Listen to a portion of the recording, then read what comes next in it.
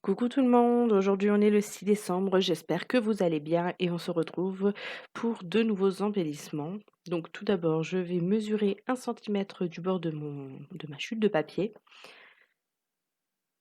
et je vais couper directement la bande, hein. Là je trace même pas le trait pour découper au ciseau, j'y vais direct au cutter.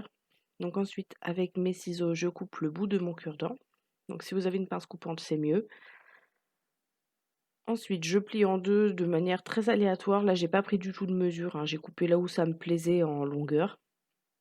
Je place mon cure-dent dans mon papier plié en 2, puis je roule un petit peu entre mes doigts pour, que le papier prenne la forme du cure-dent et que ça épouse mieux, la forme du coup.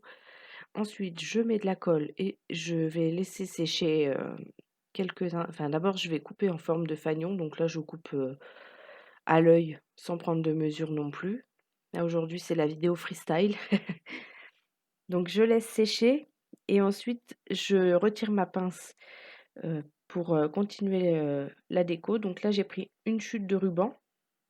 Donc moi je garde beaucoup de petits rubans parce que justement des fois ça peut être très pratique pour faire ce type de projet,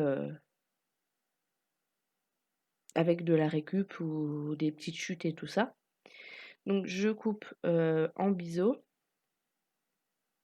et je brûle les bouts comme d'habitude, hein, pour éviter que ça s'effiloche.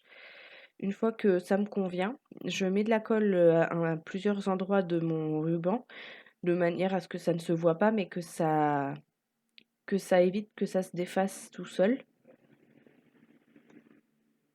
Merci le camion. Et donc ensuite, voilà ce que ça donne de plus près. Et donc j'en ai fait d'autres dans le même style, donc avec différentes manières de nouer les rubans, différentes formes de fanion. Et c'est tout pour aujourd'hui. J'espère que cette vidéo vous a plu et je vous dis à demain pour une nouvelle vidéo.